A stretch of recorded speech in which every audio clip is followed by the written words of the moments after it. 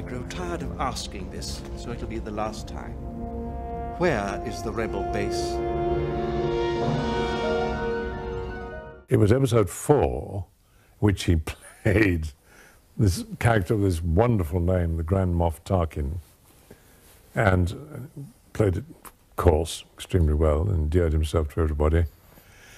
I remember ringing him up, these telephone conversations again, and saying, "What is a Grand Moff Tarkin?" He said, "I haven't the remotest idea, dear boy." Dear fellow, he used to write me wonderful notes, dear fellow. And always at the end, may God's blessing be with you. As ever, our love, Helen and Peter. Always. Even after Helen died?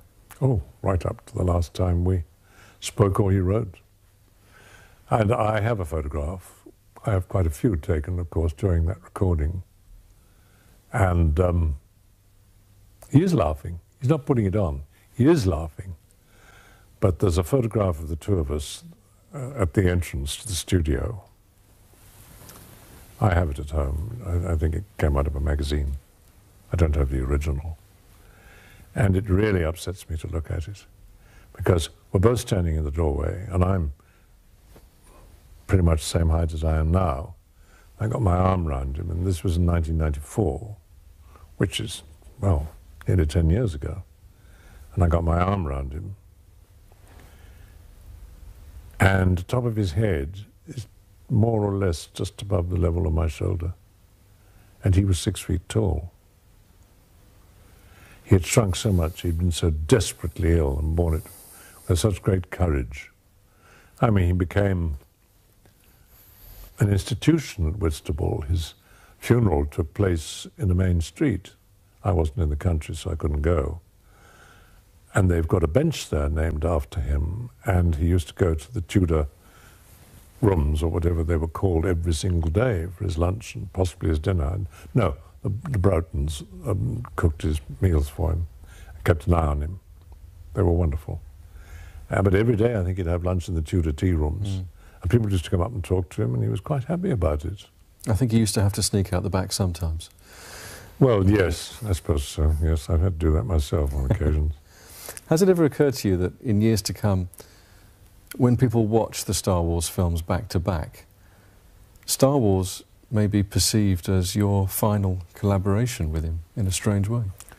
Well, in a way, although we're not in the same film. And Lucas, in his introduction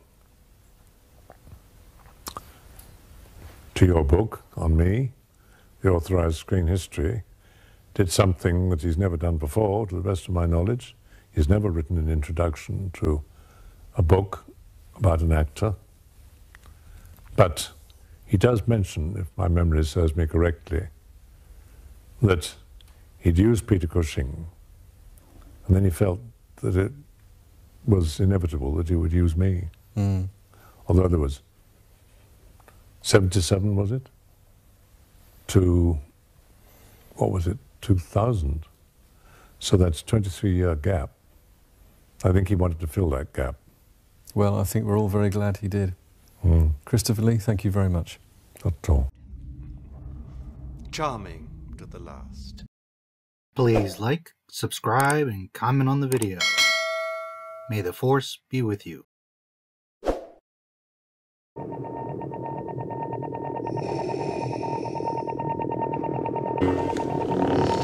Impressive. Most impressive.